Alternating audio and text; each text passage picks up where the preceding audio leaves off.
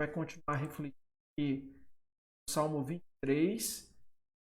A sua Bíblia aí, se quiser abri-la, poder fazer essa reflexão. Abra a sua Bíblia aí no Salmo de número 23. Semana passada eu fiz a leitura todo o Salmo. Hoje a gente começa a se concentrar num versículo de cada vez. Então não vou fazer a leitura, só vou mencionar a parte do primeiro versículo que vai meditar. Bom, antes disso eu quero orar para Deus nos abençoar. Deixa eu falar uma coisa também para os irmãos. Eu tenho feito essas meditações na quinta-feira, meditações breves, apenas para a gente poder refletir. Mas o meu intuito é conseguir reunir os irmãos, né? Tá distante, a gente não está conseguindo ter os nossos cultos normalmente. Então eu fico contente quando eu vejo cada irmão entrando aqui no grupo, né, que tá assistindo, né, que está participando. Então, mas é esse o motivo que eu tenho de não abrir mão e de fazer essas transmissões ao vivo, né? Poder saber que os irmãos estão acompanhando aí, que a gente tá junto nessa hora. Bom? Então abra sua Bíblia aí no Salmo de número 23. A gente vai tirar nossa reflexão noite, número 3. Hoje a gente vai se concentrar no versículo 1. Bom? Aí que eu vou tirar nossa 3, versículo 1. Mas antes de começar a refletir nesse salmo e tirar alguma coisa, alguma lição para a gente desse salmo, tem muitas lições, por isso que a gente vai passar versículo por versículo. Eu queria compartilhar com vocês uma experiência minha. Eu não sei se foi sonho que eu tive quando eu era criança ou se de fato aconteceu. Mas eu vou contar como se de fato tivesse acontecido. Se foi sonho, depois a minha mãe vai dizer se isso aí é mentira, isso aí foi coisa da cabeça dele. Mas quando eu era garotinho, logo que eu comecei a andar, eu passei a descobrir sozinho alguns lugares e coisas que meus pais não me mostravam. Alguns lugares da casa e algumas coisas que os meus pais não me mostravam. Todo mundo vai se lembrar disso, quem tem filho, tem criança pequena em casa, sabe disso, né? Quando a gente não anda, os pais nos levam aonde eles querem, mas quando nós começamos a andar, eles correm atrás de nós o tempo todo. Sim. Bom, eu estava confiante, podia andar sozinho, estava começando a se engatinhar ao andar, descobrir as coisas sozinhas, e nessa minha expedição pela casa, eu descobri 2 buraquinhos na parede. A minha mãe e o meu pai nunca tinham me deixado de chegar perto. Tentei colocar o dedo naquele buraquinho para descobrir o que tinha dentro, mas eu não consegui. E aí eu tive uma ideia genial. Aquele orifício tinha tamanho ideal para se colocar os dentes do garfo. Peguei então um garfo, coloquei no buraco da tomada. Eu tomei um choque, deixou com traumas até o dia de hoje. Para vocês terem uma ideia, eu não troco uma lâmpada de casa sem antes desligar toda a energia da casa. E traumatizado, tudo que envolve energia, a possibilidade de choque, eu tô correndo, tô fora. Bom, o que eu queria com essa introdução entrar no texto que a gente vai estudar nessa noite. Nós gostamos de fazer as coisas sempre do nosso modo. Nós não queremos conselhos, nós não aceitamos ajuda, nós sabemos cuidar da nossa vida e é aí que mora o problema. O homem que foi criado para ser dependente de Deus quer viver de maneira independente. Quando a gente age independente de Deus, a gente está saindo fora do plano do nosso Criador. A gente está vivendo de uma maneira que nós não fomos projetados para viver. É interessante que na Bíblia nós somos comparados e chamados de ovelhas, né? Por exemplo, Mateus 9,36 diz assim: ao ver as multidões, teve compaixão delas, falando a respeito de Jesus, porque estavam aflitas e desamparadas como ovelhas sem pastor. Então, a Bíblia, quando se reporta a gente, ela usa essa metáfora da ovelha para se referir a nós. Nós éramos como ovelhas sem pastor. João capítulo 10, 27, a gente tem uma outra palavra de Jesus, e ele fala assim: as minhas ovelhas ouvem a minha voz, eu as conheço e elas me seguem. Então, de novo, outro texto, um outro evangelista, embora nas mesmas palavras de Jesus, eu não coloquei aqui, mas no Antigo Testamento a gente tem expressões, Deus voltando para o povo e tratando o povo como se fossem ovelhas.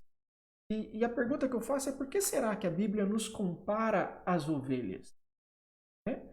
Ela usa essa imagem, essa metáfora, para se referir a nós, para se referir ao povo do Senhor. Por que ovelhas? Deixa eu dar para vocês algumas razões do porquê eu penso, o porquê dessa comparação. Primeiro, porque ovelhas são tolas, burras, né? Por exemplo, é impossível treinar ovelhas. É impossível isso acontecer. Elas não aprendem a fazer truques, sabe os truques que a gente faz com o nosso cachorro? Senta, deita, rola. Elas não aprendem isso, né? Elas não aprendem a dar cambalhotas.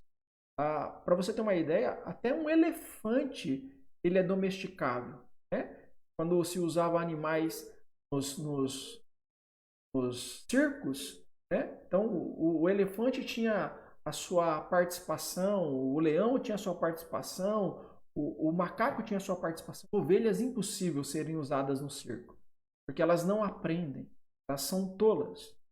Uma outra coisa que eu quero destacar daquilo que eu estudei a respeito de ovelhas é que elas são indefesas, né? Elas não possuem presas, elas não possuem garras para se defender, para lutar contra o seu adversário, o seu inimigo.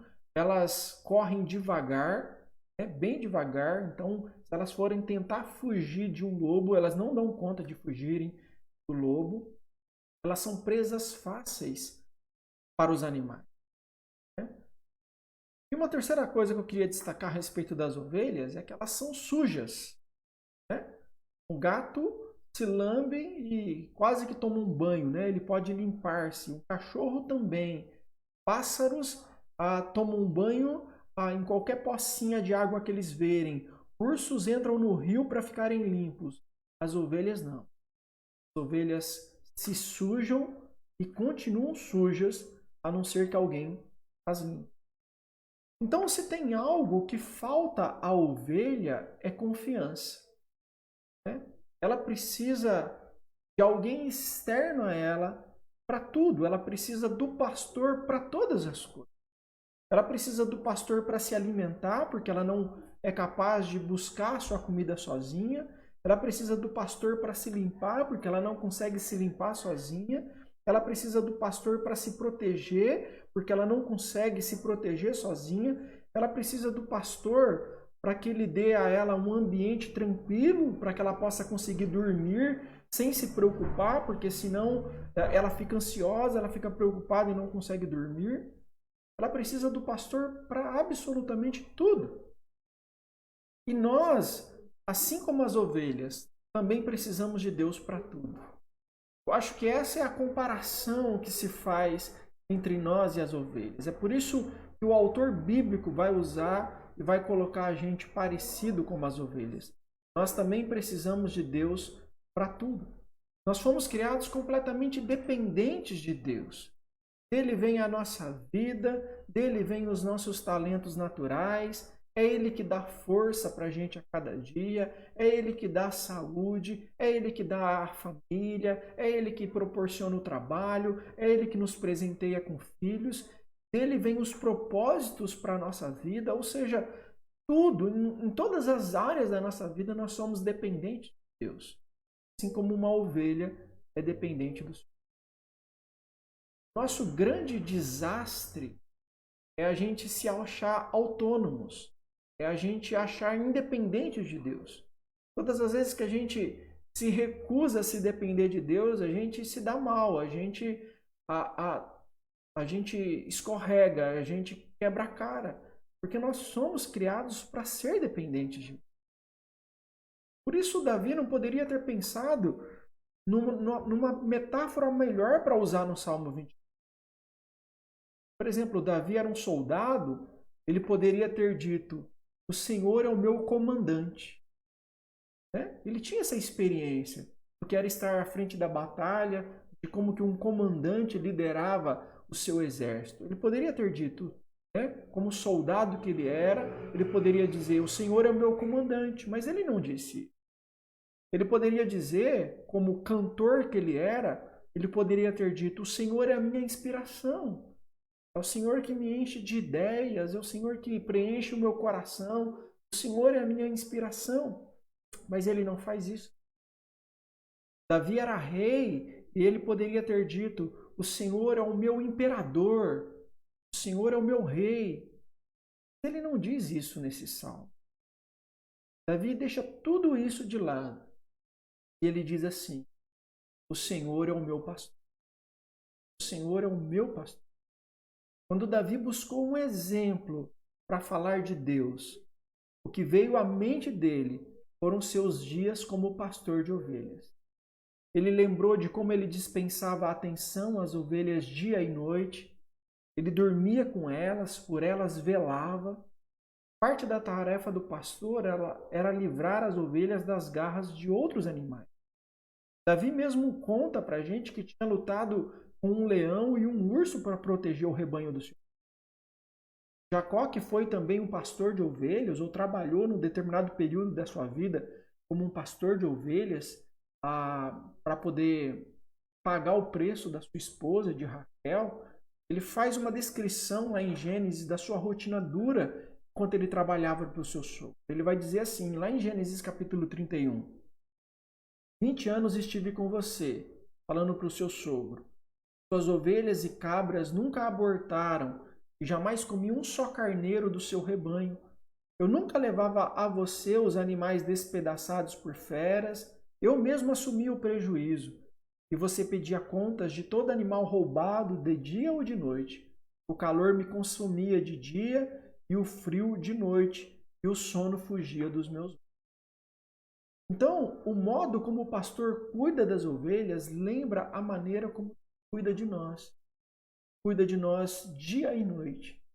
Cuida de nós em todos os momentos, no verão e no inverno. Cuida de nós quando a gente está vivendo momentos de prosperidade ou quando a gente está vivendo momentos de falta de recursos. Cuida da gente quando a gente está com saúde, cuida da gente quando a gente está doente. Ele cuida de nós em todos os momentos. Da mesma maneira que o pastor protege as ovelhas, Deus também nos protege dos nossos inimigos. Da mesma forma que Deus provê o alimento para as ovelhas, Deus também está provendo o nosso alimento, colocando na nossa mesa.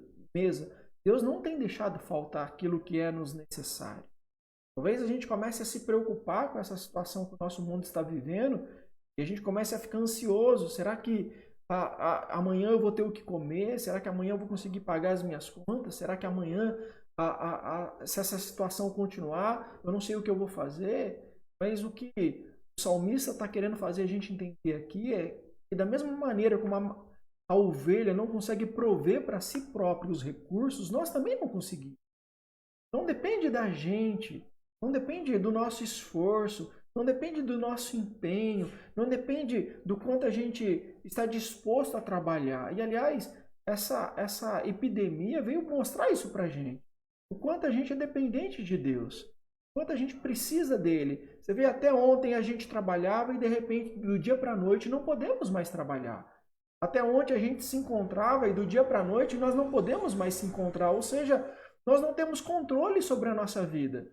Nós não temos controle sobre nada na nossa vida. E essa epidemia veio mostrar isso para a gente. E a gente precisa aprender, entender. Nós dependemos de Deus. Nós dependemos é dele que provê o nosso sustento. Quer a gente tenha trabalho, quer não. Quer amanhã a gente vai trabalhar, quer a gente vai continuar mais alguns meses enclausurado dentro de casa. A promessa que a gente tem de Deus é de que ele não vai deixar faltar. Ele é o nosso pastor. Ele vai cuidar das suas ovelhas. Ele vai prover para as suas ovelhas. Eu não sei de que forma. Eu não sei se é tocando o coração de uma outra pessoa para nos abençoar. Eu não sei de que maneira é que vai vir o arroz e o feijão sobre a minha mesa, mas eu sei que vai vir, porque o Senhor é o nosso pastor. Da mesma maneira que o pastor guia as ovelhas, nosso Deus está dirigindo o seu rebanho. Nosso Deus está guiando o seu rebanho. Nosso Deus está levando hora para a direita, hora para a esquerda, hora continua reto. Esse mundo que parece tudo um caos. Nosso Deus está dirigindo a vida do seu povo. Ele está guiando. A gente vê esse caos tomando conta do mundo inteiro, todo mundo desesperado, os líderes das nações desesperados. O Senhor está assentado sobre o seu trono, conduzindo cada coisa da maneira como Ele deseja, da maneira como Ele traz satisfação. Essa é a certeza. E o Salmo 23 mostra isso para a gente. À nossa frente há um pastor nos guiando. A gente não está sozinho, a gente não está perdido, a gente não está desamparado. Há um pastor nos guiando. Ele vai nos guiar a comida, ele vai nos guiar a segurança, ele vai nos guiar para junto das outras ovelhas, ele vai nos guiar para longe dos nossos inimigos, ele vai nos guiar. A ovelha, ela só fica preocupada quando ela não vê o pastor. Aí ela teme o temporal que está se abatendo, aí ela se preocupa com a comida que está acabando, né? Com o pasto que já está acabando, aí ela treme diante do uivado dos lobos, aí ela se perde, mas se o pastor estiver perto, ela confia, ela descansa, ela se deixa guiar. E é isso que nós precisamos aprender nessa hora. Aprender a confiar, aprender a descansar, aprender a deixar ser guiado pelo Senhor. Por isso Davi disse, o Senhor é o meu pastor.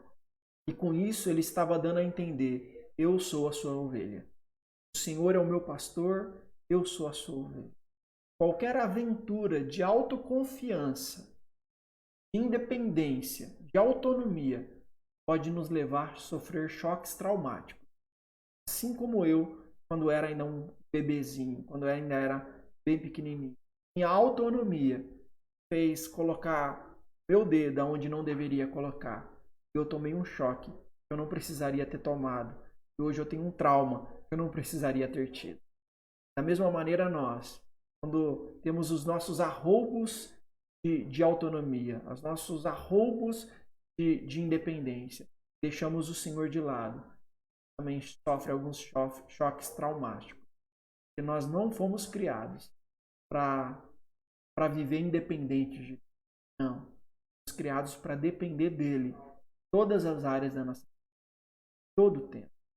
Fomos criados para confiar no nosso pastor, bispo das nossas almas, nosso supremo pastor, Jesus Cristo. Meus irmãos, essa é a palavra que eu queria trazer para vocês hoje. Vamos orar, dedicar ao nosso Deus o nosso jejum, pegar as nossas orações dele e depois eu vou encerrar só colocando uma música baseado nisso que eu falei aqui para os irmãos para encerrar o vídeo. Bom, então vou orar, vou me despedir dos irmãos, vou deixar correr uma música aqui no final.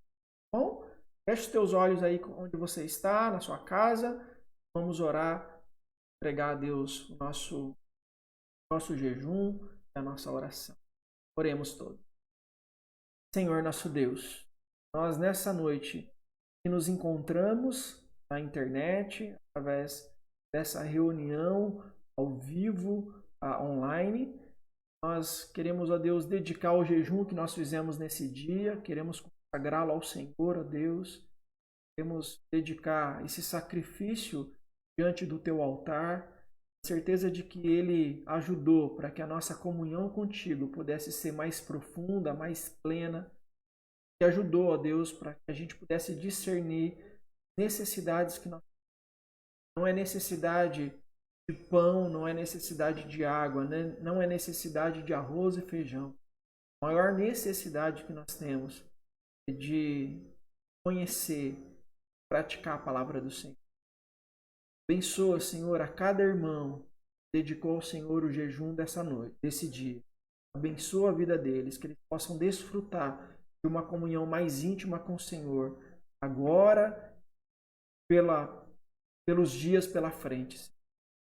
A gente possa, a partir da nossa comunhão contigo, discernir o que é verdadeiro, o que é erro, para a gente não se perder. Possa discernir a tua vontade para a nossa vida, desejos do Senhor para o nosso coração. a vontade do Senhor para a nossa família. Isso possa estar claro, o Senhor possa revelar isso para a gente através da tua palavra. Que a gente possa se dedicar, se esforçar em obedecer a tua palavra. Também, Pai, entregamos diante do Senhor cada pedido de oração que foi feito. Colocamos aqueles que estão enfermos, oramos por algumas pessoas que precisam passar por cirurgia, por algumas pessoas conhecidas nossas que já foram infectadas pelo coronavírus. Nós colocamos diante do Senhor. Colocamos diante do Senhor os temores de perder o trabalho, faltar o sustento. Colocamos diante do Senhor, Pai, a vida das nossas famílias, dos nossos amigos, dos nossos irmãos. Intercedemos por ele, intercedemos pelas nossas lideranças, a política. Colocamos a vida de cada uma delas, ó Deus, diante do teu altar e pedimos a tua graça e a tua misericórdia. Pedimos que nos nossos dias o Senhor possa fazer milagres, curando enfermidades, ó Deus, livrando, protegendo, restaurando. Ó Deus, opera de maneira grandiosa no nosso meio e opera através de nós. Fora presos dentro de casa, sem poder sair com liberdade. Ainda assim, usa a nossa vida para abençoar aqueles que ainda não te conhecem, aqueles que ainda não foram impactados pela tua palavra, aqueles que ainda não entenderam a Jesus Cristo. E, Senhor, que a gente possa aproveitar esse momento que a gente está junto da nossa família de maneira mais plena, diária.